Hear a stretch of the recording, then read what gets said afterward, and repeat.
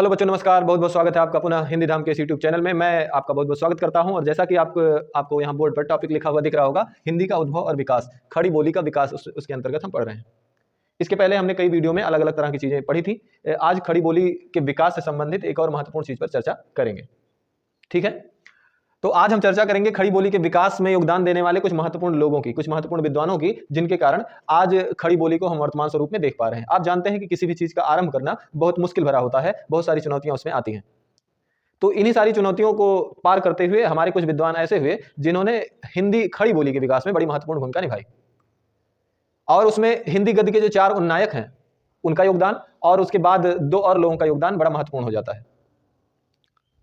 हिंदी गद्य के विकास में कुछ समाचार पत्र भी हैं जिनका योगदान बड़ा महत्वपूर्ण है। उनकी चर्चा किए बिना हम रह नहीं सकते। उनकी चर्चा किए बिना हिंदी गद्य का जो विकास है वो अधूरा सा लगता है। तो प्रारंभ में कुछ समाचार पत्र और कुछ जो है ऐसे विद्वान जिन्होंने हिंदी के विकास में महत्वपूर्ण भूमिका निभाई है, उन्हीं के बारे में आज हम चर्चा करने वाले हैं।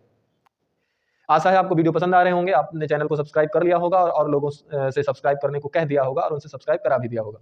तो चलिए आज का टॉपिक शुरू करते हैं। खड़ी बोली के विकास के अंतर्गत हम कुछ महत्वपूर्ण लेखकों के बारे में चर्चा करेंगे।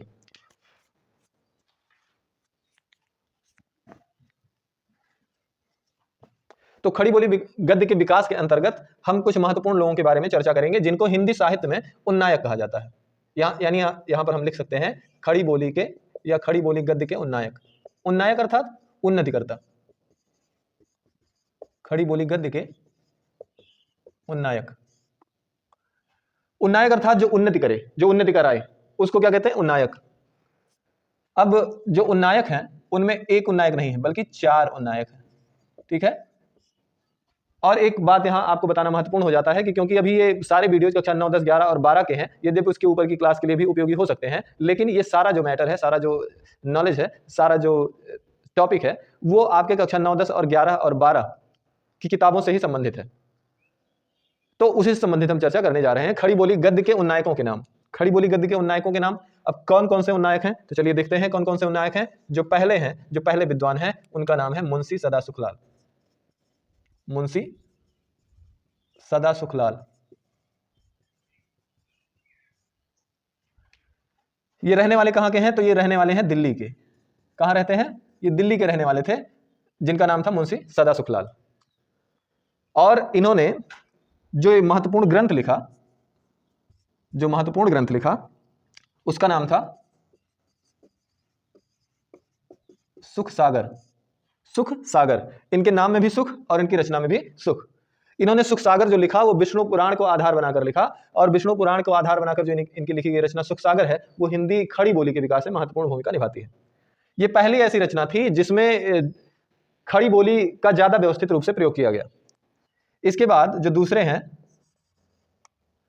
उनका नाम क्या है? उनका नाम है इंसा अल्लाह खां। कौन? इंसा अल्लाह खां।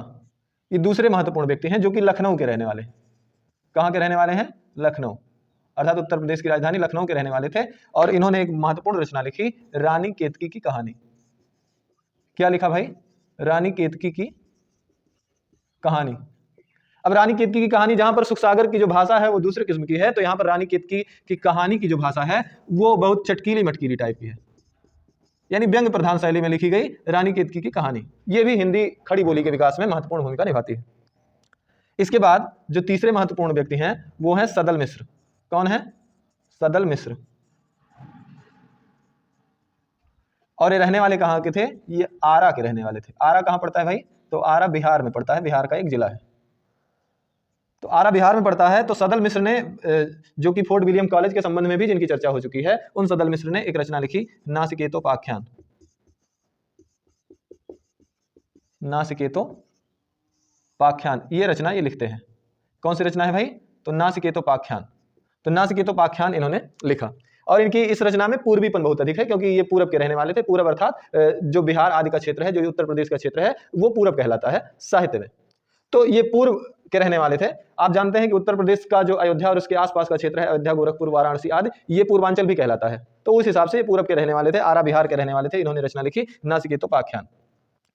जो अगले महत्वपूर्ण व्यक्ति हैं, चारों उन्नायकों में से जो चौथे नंबर के हैं, वो हैं पंडित लल्लू लाल। पंडित लल्लू लाल। लल्लूलाल। अब पंडित लल्लूलाल जो है वो गुजराती ब्राह्मण हैं और रहते कहाँ हैं? वो आगरा में रहते हैं। गुजराती ब्राह्मण हैं और रहते कहाँ हैं? तो आगरा में रहते हैं। इन्होंने एक रचना लिखी प्रेम सागर। आपने ब्रजभाषा के अंतर्गत भी इनकी एक रचना माधव विलास पढ़ी थी, लेकिन यहाँ पर जो प्रमुख रचना है खड़ी बोली में लिखी गई वो प्रेम सागर है। तो खड़ी बोली गद्य के जो 4 उन्नायक हैं वो ये लोग हैं, ठीक है। इसके अतिरिक्त 2 और लोगों का योगदान बड़ा महत्वपूर्ण हो जाता है हिंदी खड़ी बोली के विकास में, जिसमें से पहले हैं राजा शिव प्रसाद सितारे हिंद। राजा शिव प्रसाद सितारे हिंद। अब राजा शिव प्रसाद सितारे हिंद ने कुछ महत्वपूर्ण रचनाएं लिखी, जैसे राजा भोज का सपना, जो कि बड़ी महत्वपूर्ण रचना हुई। राजा भोज का सपना। और क्या लिखा? आलसियों का कोड़ा। वैसे तो कई रचनाएं लिखी, यहां पर 2 ही रचनाओं का मैं उल्लेख कर रहा हूं। आलसियों का कोड़ा, राजा भोज का सपना और आलसियों का कोड़ा, ये 2 महत्वपूर्ण रचनाएं इनकी हैं। इन्होंने भी हिंदी के विकास में बड़ी महत्वपूर्ण भूमिका निभाई है, राजा शिव प्रसाद सितारे हिंद ने। ये राजा भी थे, यद्यपि वैभव तो वो नहीं था राजाओं वाला, लेकिन हाँ राजघराने के थे, इसलिए ये अपने नाम के आगे राजा लिखते थे। तो राजा शिव प्रसाद सितारे हिंद। इसके बाद एक और महत्वपूर्ण राजा हैं, एक और महत्वपूर्ण व्यक्ति हैं, एक और महत्वपूर्ण विद्वान हैं, जिनका नाम है राजा लक्ष्मण सिंह।